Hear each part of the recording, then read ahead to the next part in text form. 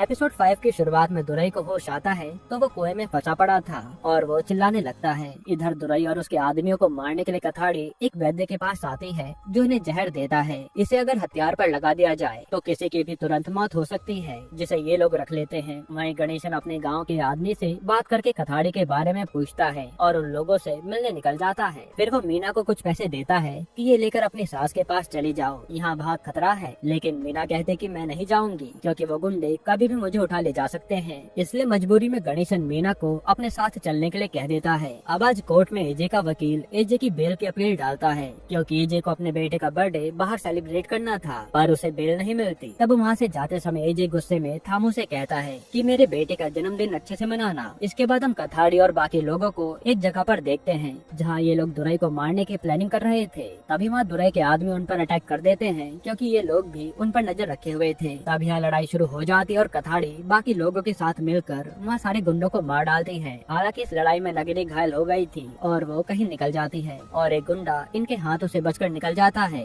इसके बाद जब गणेशन और मीना कथाड़ी के पास ही जा रहे थे तभी उन्हें रास्ते में नगिनी मिलती है जिसकी हालत खराब थी। तो गणेशन उसे हॉस्पिटल लेकर जाता है और उसका इलाज होता है। फिर जब नगिनी को होश आता है तो यहाँ मीना और नगिनी बात करते हैं। तब मीना को पता चलता है कि उस रात दशहरे में उसी के पति ने गणेशन की लवर और उसके दोस्त को मार डाला था, जिसके बदले के लिए ये लोग भटक रहे हैं। ये सुनकर उसे बहुत दुख होता है और वो अपनी जान देने के लिए चली जाती है कि मैं ऐसी सिचुएशन में नहीं रह सकती। तब गणेशन आकर उसे रोकता है और मोटिवेट करता है ताकि वो अपनी जिंदगी आगे अच्छे से जिए। इधर दुरई की आवाज वहीं का आदमी सुन लेता है तो दुरई उसे कहता है कि मुझे बाहर निकाल दे, मैं तुझे सोने की चैन दूंगा। तब लालच में आकर वो उसे बाहर निकाल देता है। तब बाहर आते ही वो उसे चाटा मार कर भाग जाता है, यानी दुरई कभी नहीं सुधरने वाला। इधर जब थाम और उसके साथ ही दुरई को ढूंढने जा रहे होते हैं तभी वहाँ दुरई आता है। वहीं आज गणेशन गांव वाले आदमी से पता करके कथाड़ी तक पहुँच जाता है और यहाँ मीना से सबको मिलवाता है। फिर वह कथाड़ी गणेशन से कहती है कि एजे का बेटा कल विदेश से आ रहा है जिसे सब एयरपोर्ट पर लेने आएंगे, तो हम दुरई को मार सकते हैं। पर गणेशन कहता है कि कल तो आपके बेटे की शादी है ना, तो चलो पहले वही निपटा लेते हैं। जो सुनकर कथाड़ी कहती कि हाँ, बदले की आग में तो वो मैं भूल ही गई थी। फिर अगले दिन गणेशन और उसके गाँव वाले मिलकर कथाड़ी की बेटे की शादी कर देते हैं और कथाड़ी बहुत खुश होती है। फिर रात को सब दुरई को मारने निकलते हैं। वहीं गणेशन जाकर दुरई के उस आदमी को मार डालता है जिसने बामा को मारा था, यानी उसका एक बदला पूरा हुआ।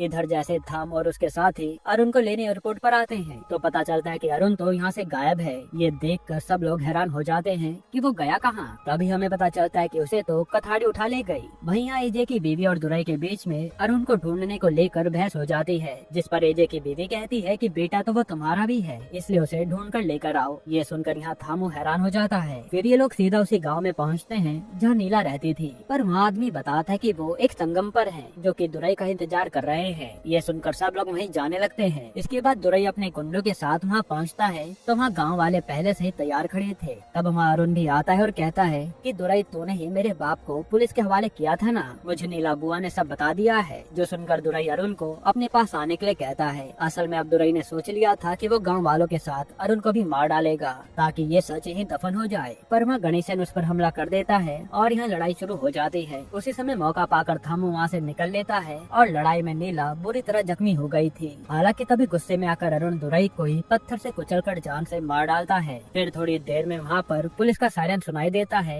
और गांव वाले वहाँ से नीला को लेकर निकल जाते हैं, जिनके साथ अरुण भी था। इसके बाद अगले दिन थाम और एसपी आकर एजे से कहते हैं कि अरुण गायब है, वहीं दुरई की मौत हो चुकी है। जो सुनकर एजे टेंशन में आ जाता है कि मेरा बेटा पता नहीं किस हाल में होगा। फिर एजे सोच लेता है कि वो उस पूरे गांव को ही खत्म कर देगा जिसने अरुण को किडनैप किया और नीला को बचाने की कोशिश की। यहीं पर यह सीरीज खत्म होती है। दोस्तों, आपको ये सीरीज कैसी लगी हमें कमेंट में जरूर बताइएगा।